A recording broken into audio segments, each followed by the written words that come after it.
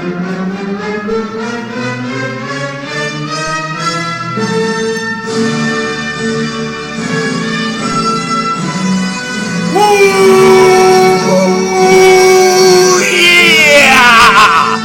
Macho Man Randy Savage coming to you tonight from the 45694. Dig it in the 740. Dig it, stepping to a Slim Jim. Ooh, yeah! Reeking of so much awesomeness, I got a spray to slay. Yeah! We're going to be going over a sample essay today from one of the students in the sophomore class here at Wheelersburg High School. That's right, dig it. What was that on the video scope? Happened so fast, you can't even talk about it. Yeah! Ooh, yeah! I think I see one of my brothers over here. He's a little... Here he comes. Dig it! It's a little Macho Man! Ooh, yeah! Today, we're too hot to... I had to drop him. I had to drop him real quick because he's too hot to handle, too cold to hold. The sky is the limit and space is the place. Let's step into it, yeah! We've got this sample essay here that we're going to go over real quickly. And you've got a note sheet in your Google Classroom. Yeah, you've got your note sheet. You've got to jot down and turn in by the end of the period. 5 things the essay did well. Dig it. Oh, I can't find it. There we go. All right, yeah. There we go. See, this essay is like a grain of sand in the Sahara Desert. And I am the entire desert, yeah! Let's start it off here. Ooh, yeah, space is such an interesting and phenomenal place from afar. The moon lightens the dark sky in the nighttime with the stars surrounding it, glistening and gleaming, yeah! The planets that rotate around the sun and sometimes come into view. Speaking of making it come into view, let's hit the lights again. They sometimes come into view. The stars look like they go on forever and ever. This is in your Google Classroom if you want to look around, look along, okay. Getting smaller and smaller as we look farther away. Space goes on for infinity. There are a plethora of discoveries that can be made up there, but at what cost? Space exploration is scary because it's infinite, meaning we will never come to a point where we have nothing left to discover. Our minds can't even grasp the concept that space goes on forever. The beat goes on, yeah, the beat goes on. Just like we can't grasp the concept that numbers are infinite. Space looks beautiful from afar, but as we come closer, we start to notice its faults or what the risks of exploring it are. Yeah. Therefore, as a whole, we should be more cautious and consider reasons why we are willing to take the risk to explore space. We need to come together and open our eyes so we can deeply consider the problems that come with exploring outer space, including its increases the amount of money that an individual has to give to the government of America. It distracts us from the problems we face in our own planet Earth, and it could potentially cause conflict between the inner nations. Yeah, nothing wrong with that thesis statement there. There's a gleam in that thesis, like the gleam on the Macho Man sunglasses. Yeah, because that gleam is the projection of the line of reasoning for the essay. Let's snap into it. Everyone on this planet who pays taxes could not say they enjoy it or find happiness in it. Why would we? I know the Macho Man doesn't dig it. That's right. We're giving our money that we work for to assist the government and pay for things like roads, health, education, and eliminating our debt that we owed outside countries. Sure, it's not fun to give our money, but these are reasonable causes because they help benefit us. Unfortunately, some of our money that we give also goes to help with the exploration of space, which is a waste. What is the average individual gaining from the exploration of the cosmos? Nothing! Nothing means nothing! Yeah! In 2006.06, oh no, of one American federal tax dollar was destroyed on space technology. That may not seem like a great deal, but think about how many people are out there paying taxes in America. In 2022, there were 158 million. That makes 0.06 an unimaginable amount of money. Actually, if you multiply it by 1.58 times 10 to the 6, it's something to the 10 to the 4th power, which is quite a lot of money. If Americans got to choose what their tax money went to, they would most likely not pick the funding of the solar system. Exploration isn't a horrible idea, but the government should not be funding it because that means we, the people, have to pay more. Hence, the cost of exploring the cosmos is way too high, considering it comes out of our tax dollars, especially since that money could be utilized for so much more. Yeah, so far, this essay's got a strong thesis. 1 out of 1. It's starting to project a clear and well-developed line of reasoning like the gleam on the sunglasses. Yeah! Some people may say that if we can find resources to cure diseases and solution to illness, but that's not the case at all. Way to knock out your counterclaim. Yeah! First of all, if humans ever found a cure that came from space, it would be way after our time. They would need to spend even more money to fund the spaceships and the research that would make it possible, which means our taxes could be raised even higher. Also, when we go in and out of space, there's a greater chance to bring back disease instead of eliminating one. Astronauts have been quarantined after their mission because there was a hazard that some infectious extraterrestrial germ might be riding with them. Well cited, fluidly incorporated, just like the other one. Yeah! We cannot even find cures for the illnesses that exist on our own planet. What would happen if we, oh no. What would happen if we brought in a new disease from somewhere anonymous? It would be likely to lead to another outbreak and a worldwide pandemic. And since we saw how bad it got with COVID, imagine what an outbreak like this would do to devastate our Earth. Why are we as a planet trying to explore an infinite universe when we haven't even solved half the problems that exist here? Usually it's intelligent to think outside the box, yeah, but in this case, no. We as a whole need to stay inside the box, yeah, which is our planet Earth. Why would we go and clean someone else's home when our home itself isn't clean? Beautiful logic, beautiful parallelism, and a potent point, as Mr. Pastor would say. Yeah, dig it. Planetary exploration distracts us from what is truly worth putting money and time towards, like finding cures for genetic disorders and cancer with a capital C. Therefore, we must focus on what is most important first. We cannot let the exploration of space distract us from what's going on inside our planet Earth. Yeah, we are a coiled spring. Dig it. Okay, so wow, so far the gleam is still there. Look, it's broadening out. That line of reasoning, it's beautiful.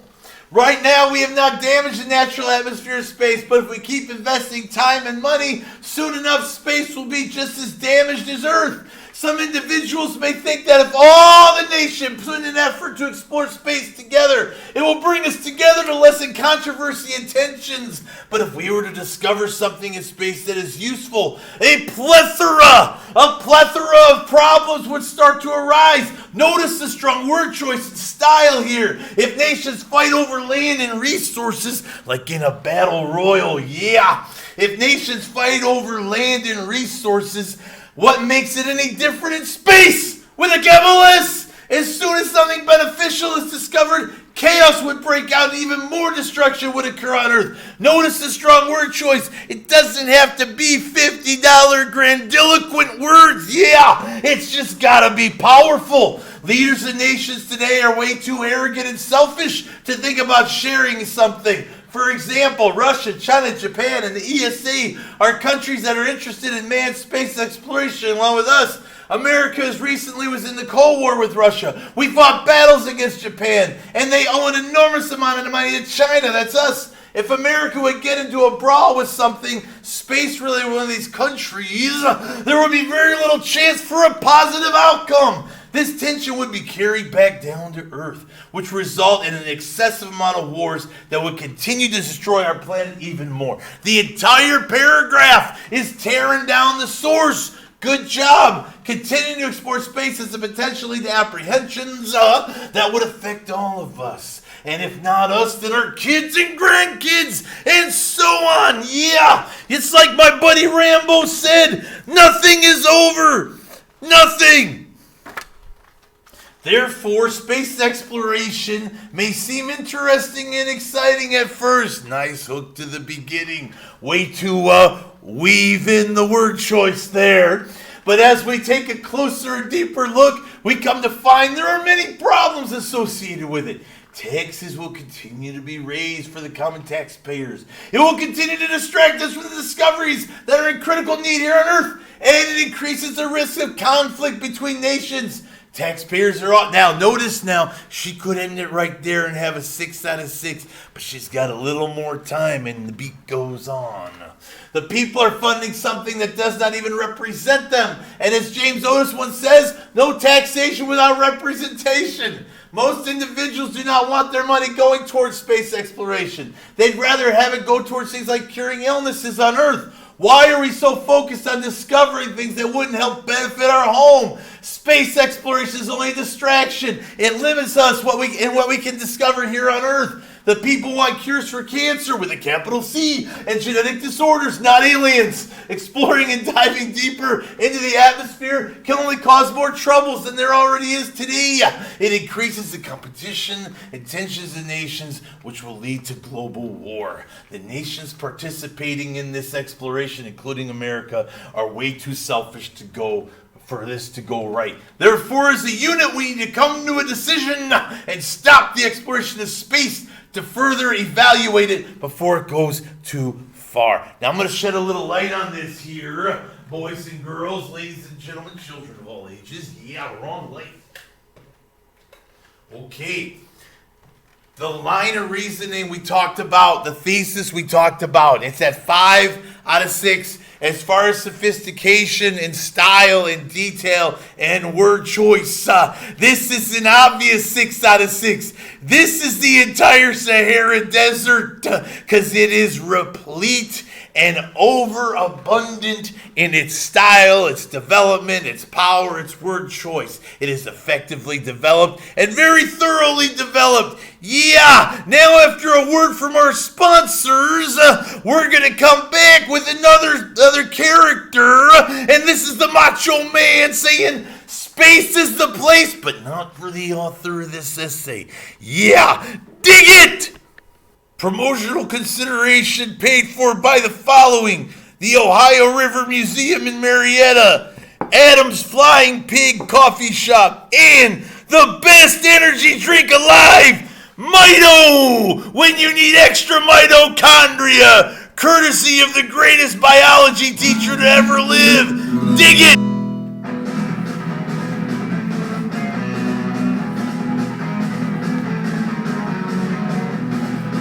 Yup.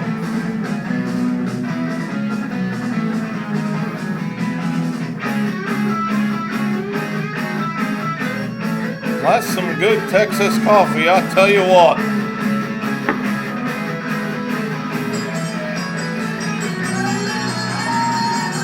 Bill, what are you up to? Oh!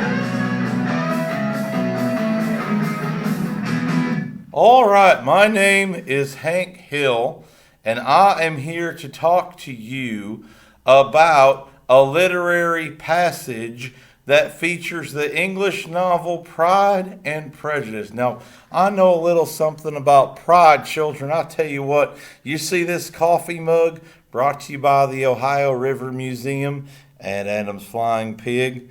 That's a clean white coffee mug. Kind of looks like the outside of a tank of propane. See, because I'm Hank Hill and I sell propane and propane accessories. Now, normally I'm clean shaven, but Mr. Pastor called me in last minute. I'll tell you what, Hank, what are you doing over there? Shut up, Dale. Okay, I have proven that I can. Okay, we're not going to get up on a ladder.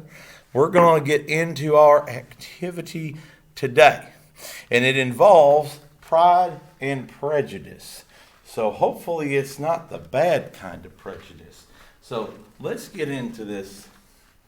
There we go. All right. So Mr. Pastor has told me that you have activities in Google Classroom, but I'll tell you what, while you've got a packet there and the substitute can distribute the packet while we get ready for our activity, I'll tell you what. So I'm going to click on the Air Austin and I'm going to open it in a new window. Let's see if I can do that. There we go. Now, if you would like, you could, I want to talk to him. Hank. Shut up, Dale. Dang it.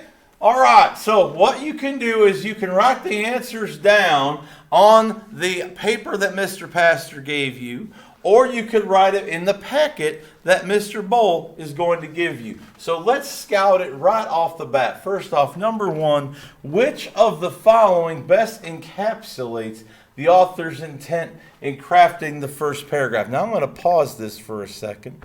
All right, that's a clean looking whiteboard. I'll tell you what. Reminds me of how my propane tanks and propane accessories should look. So what you're going to do is, number one, we're going to do after the first paragraph. Okay? So I'm going to put a 1 right there. All right? Now, if you want to use the scrap paper method, you're more than welcome, but you could just follow along with the packet. What does the third paragraph, you are, contribute to the development of the passage? There we go. We got number 2 right there. Which paragraph indicates a shift in the story's development? We'll have to go back and do that later. Read the sentence from the text. Elizabeth's spirit soon rising to playfulness again, she wanted Mr. Darcy to account for his having ever fallen in love with her. I tell you what, that's a respectable name like Mr. Strickland for Strickland Propane. Isn't that right, Carter? What does the word account? Well, if you're going to account for something, I'll tell you what. Let me do my numbers here. 3, this is number 4. I think you're going to have to account for falling in love. You're going to have to explain why. So I'm going to go with D, justify. Good choice, Dad. Thanks, Bobby. Let's go on to number 5. Select all the following that convey an ironic aspect in the passage. We'll have to do that after we finish. Read the sentence below. As for my manners, my behavior to you was at least always bordering on the incivil. That's not good, I tell you what. And I never spoke to you without rather wishing to give you pain than not. Which is the author's purpose for including this in the passage? We're going to have to do that one afterwards too, boys and girls. Read this statement about the text and the directions that follow. The author makes a concerted effort to portray Darcy as quite reserved. Circle the highlighted detail that best supports this inference. I think we can do this before we read, boys and girls. He's reserved. You may as well call it impertinence at once. Well, that's not about him, that's about her.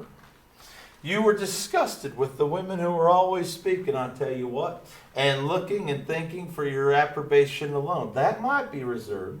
In spite of the pains you took to disguise yourself, your feelings were always noble and just. To be sure, you knew no actual good of me, but nobody thinks that I would fall in love. Well, if you're hiding your feelings, in spite of the pains of disguising yourself, that's more reserved than being disgusted. So Mr. Pastor, I'll tell you what has told me. It's C, Hank. Thank you, Bill. You actually got something right. All right, both Coleridge and Austin examine the element of romantic love in human society. Based on the passage, what describes the major difference? Circle that, boys and girls. We're going to do that afterwards. And then number 9 is a special question. We're going to do that afterwards as well. And if we have some more time, gee golly, what's this here? Oh, Bill, dang it! I'll tell you what. All right. If we have some more time, I have some more questions, but we'll see. So let's go erase all this. All right, get a nice clean white surface. I'll tell you what, like a propane tank. All right, let's see here now. All right. Oh, good, I'm still recording. The evening passed quietly, unmarked by anything extraordinary. The acknowledged lovers talked and laughed. The unacknowledged were silent. Darcy was not of a disposition in which happiness overflows in mirth. I tell you what, I like this guy. And Elizabeth, agitated and confused, have you met my wife, Peggy? Rather knew that she was happy than felt herself to be so, I tell you what. For besides the immediate embarrassment, there were other evils before her. She anticipated what would be felt in the family when her situation became known. She was aware that no one liked him but Jane, and even feared that with the others it was a dislike which not all his fortune and consequence might do away. See that, boys and girls? He's got a lot of money, but nobody likes him. But she loves him, so it's a dilemma, Dad. Thank you, Bobby. I tell you what, I'm proud of my son. But let's take a look at number 1. Which of the following best encapsulates the author's intent in crafting the first paragraph? Well, I don't see anything about nature, boys and girls, I tell you what. Okay? Read that, Boomer. That dang old indicate, but don't dang old conflict, right? Dang on that Darcy Elizabeth, secret lover, that could be conflict, honey. I'll tell you what, Boomhauer, that's the clearest thing you've ever said. Providing insight into Darcy's success. He's not joyous, he's reserved. Like me, dang it, and like Tom Landry. Establishing class higher. No, that's reading too much. We're going to go with B for number 1. Make sure you get that down, boys and girls. I'll tell you what. What does the third paragraph in you are contribute to development of the paragraph? At night, she opened her heart to Jane. Though suspicion was very far from Miss Bennet's general habits, she was absolutely incredulous here. You are joking, Lizzie. This cannot be. Engaged to Mr. Darcy? No. You shall not deceive me. I know it to be impossible. I didn't know I could do a British voice. You're progressing well, Dad. Thanks, Bobby. What does the third paragraph contribute? Well, does it clarify her situation? Well, I'll tell you what, dang on, man, dang on, Joe, dang on, can't be real, dang on, engaged, that situation, man. Boomhauer, give Boomhauer some butter because he's on a roll. It's nothing about falsity, it's nothing about setting, and it's not depressed. Okay, so we've got B and then we've got A. All right, looks good. All right. This is a wretched beginning indeed. My sole dependence was on you, and I'm sure nobody else would believe me if you don't. Yet indeed, I tell you what, I'm in earnest. I tell you what, I speak nothing but the truth. He still loves me, and we are engaged. Well, good for Elizabeth. Elizabeth's spirits soon rising to playfulness again, she wanted Mr. Darcy to account for his ever having fallen in love with her. I don't know about you, boys and girls. It sounds like there's a change here. 1, 2, 3, 4. Don't leave propane on the floor. All right, I'll tell you what. There you go. That's your shift. That's your shift right there. Choice C. I'll tell you what. Okay. Let's go to the other copy of the passage. I can comprehend your going on charmingly when you had once made a beginning, I'll tell you what. But what could set you off in the first place? Now, here's his response. I like this, Mr. Darcy, I tell you what. Now, I cannot fix the hour or the spot or the look or the words which laid the foundation. It was too long ago. I was in the middle before I knew that I had begun. My beauty you had early withstood. This is Elizabeth talking now. And as for my manners, my behavior was at least always bordering on the uncivil. And I never spoke to you, I'll tell you what, without wishing to give you pain enough. Now be sincere. Did you admire me for my impertinence? And he says, for the liveliness of her mind.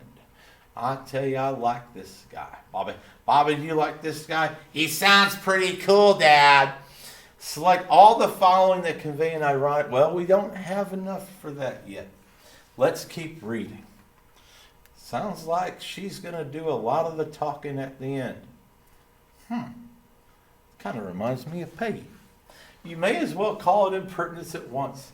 It was a very little less. The fact is that you were sick of underline this, boys and girls. You were sick of civility, of deference, of fake officious attention. You were disgusted with the women who were always speaking and looking. The markers disgusted too. And thinking for your approbation. That means approval, boys and girls. I roused and interested you, I tell you what, because I was so unlike them. Oh, it is my Peggy. Had you been really amiable, you would have hated me for it. But in spite of the pains you took to disguise yourself, your feelings were always noble and just. And in your heart, you thoroughly despised the persons who so assiduously courted you. Sound like he was around a lot of kiss-ups and didn't like it. I like this guy. I tell you what, it's like that time when Dale was kissing up to that guy at the break. Dad, get back on track. I'm sorry, son. There, I have saved you the trouble of accounting for it, I tell you what. And really, all things considered, I begin to think it perfectly reasonable. To be sure, you knew no actual good of me, but nobody thinks of that when they fall in love. Well, this is getting a little too lovey-dovey for Hank Hill. I think we're going to have to call on somebody else who's just a little bit more in tune with the lovey-doveyness of this passage.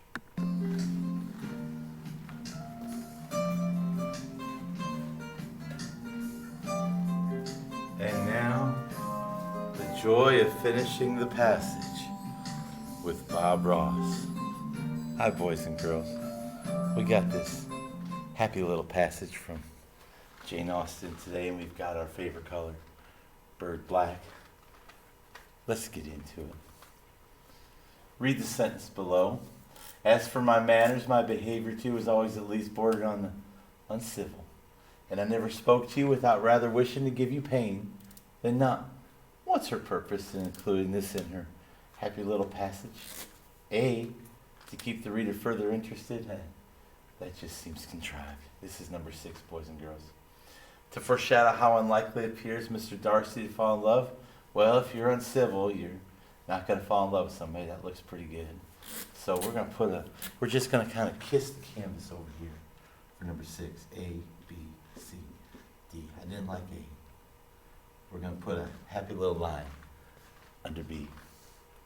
To hint the notion that Jane is actually the one in love with Darcy. No. It's not that kind of intrigue, boys and girls. To accentuate Darcy's joys, no, he's reserved. We're going to stick with B on that. Now, I can't remember if my friend Hank did number 5. No, we didn't. So let's get into it. And you know what? Good old Hank there, he means well, but he doesn't know how to zoom in. There we go. That's a little too much there. A little too much, just like a little too much thing, little blue. That's right, just right. But you know what? We don't make mistakes, boys and girls, just happy little accidents. I know we can't see the answers on the side, but we're going to fix that. Number 5, which is following convey an ironic aspect. Well, if the people that we know are lovers are talking and laughing, well, that's kind of normal, so that's not ironic. I speak nothing but the truth. Even though a man is saying it, it's not ironic, because that'd be sexist. There, I've saved you the trouble of accounting for it. Well, she asked him the question, he gave a little answer, and then she gave a bigger answer, like Hank's wife. So, that might be ironic. For the liveliness of your mind, well, he loves this woman because she's got a lively mind. And if you think that's ironic, you're a sexist. To be sure, you knew no actual good of me. That might be ironic. Mr. Pastor says this is a pick 2.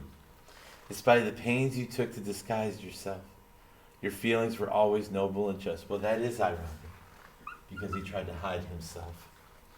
You knew no actual good of me. Well, if we had the rest of the sentence, that'd be perfect. But we don't have the rest of the sentence, boys and girls. It's like a brook in a log cabin without a happy little tree. It's just not complete enough. So we're going to have to cross that off and go with C. That's ironic because she asks him why he fell in love with her. And he gives a little answer. And then she gives a big answer. So there we go. That's ironic that she did that. So if we zoom out, remember I told you we were going to fix it, boys and girls. We zoom on out. There we go. Now you can see our happy little answers. And we did number 6. Let's go on to number 7. Read this statement about the text and the directions that follow. The author makes a concerted effort to portray Darcy as quite reserved. We did that one.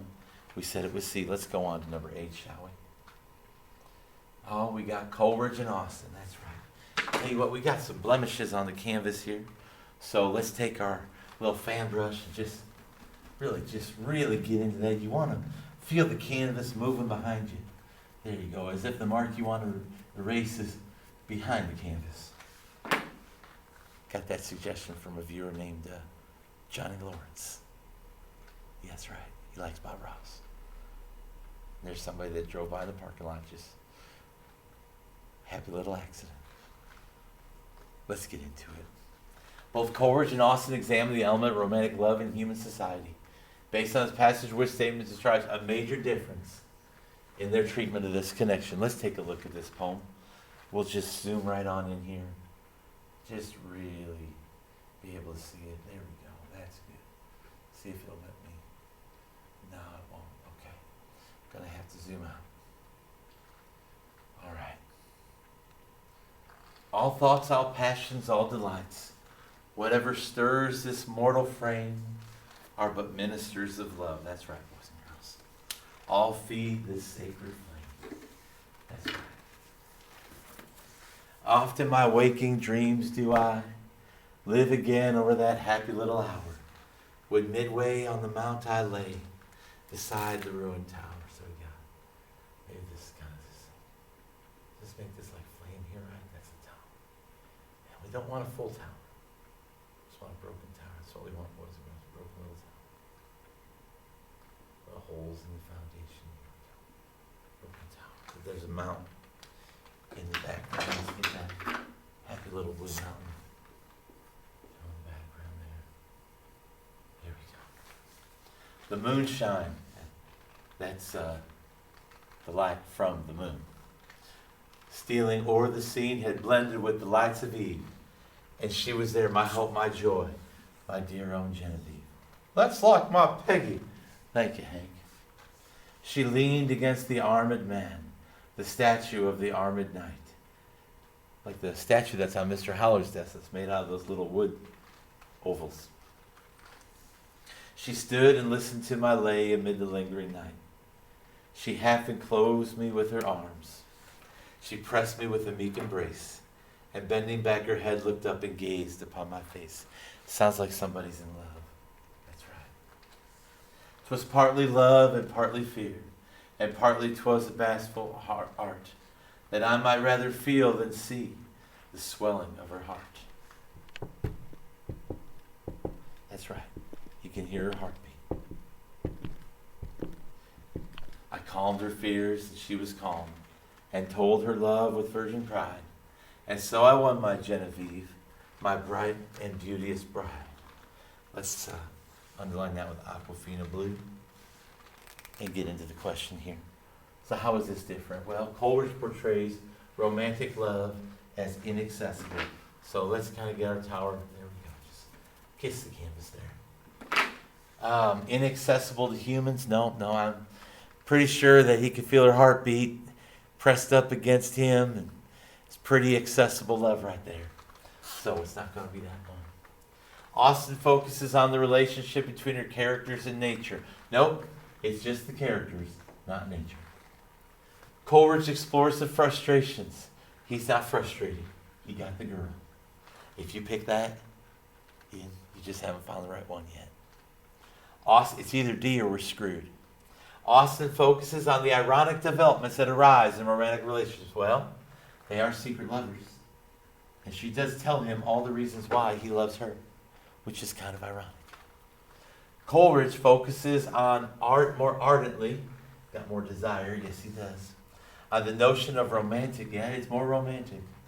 Okay, the withered tower and the mountain and the night and the singing and winning over his intent. Yeah, he got the girl. She kissed him. He could feel her heartbeat. There we go. Choice D there in Aquafina Blue. All right, let's go on to the special questions at the end. And then maybe Mr. Pastor will have some bonus material. If we have enough time, we'll see. All right. Everything people experience is because of love. That's the second, not the first. Okay, he exalts love. The first one, there's all kinds of different experiences going on. An author describes the origins of a romantic relationship. Well, Lizzie tells Mr. Darcy why he loves her, so that's origin story. See what I did there? And yeah, they met at night by that tower, so that's love. Two individuals fall in love despite ironic social circumstances. Well, that's definitely the first one, because they kind of hate each other. But it's not the second one, because they really do love each other. We don't have enough proof for that one. So that's how we're going to complete that one, boys and girls. Now what I need you to do is I need you to turn in the notes on the essay for my buddy the Macho Man. Ooh, yeah! And then I need you to turn in your notes from the Jane Austen with my buddy Hank Hill. I'll tell you what. And your friend, Bob Ross Pastor. Now, there may be some supplemental content. There may not be. Let me see. We had 15 minutes, and then there won't be any supplemental content, but there will be an explanation. So hold on, boys and girls. Countdown to the supplemental information. Here it is.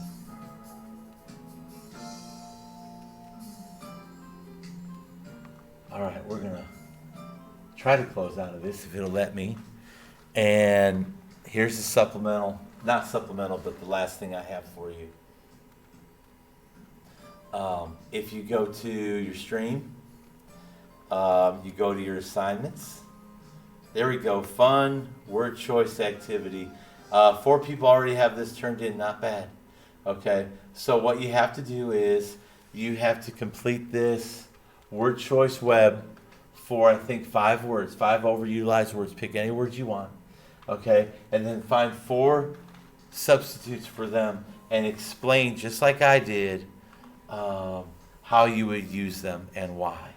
And each one of these should be a thorough paragraph. Then when you're done, write a full send, 1-page or more analysis or explanation of how you would make a music video for one of these songs. I hope you enjoy them. This is always a really fun activity. Don't make Mr. Pastor give you a happy little golden ticket on Tuesday, but, well, it's due Monday night because there is no tomorrow. Have a good day, boys and girls. Let's get back in. Yeah, have a happy day and go look at some happy little trees because they need friends.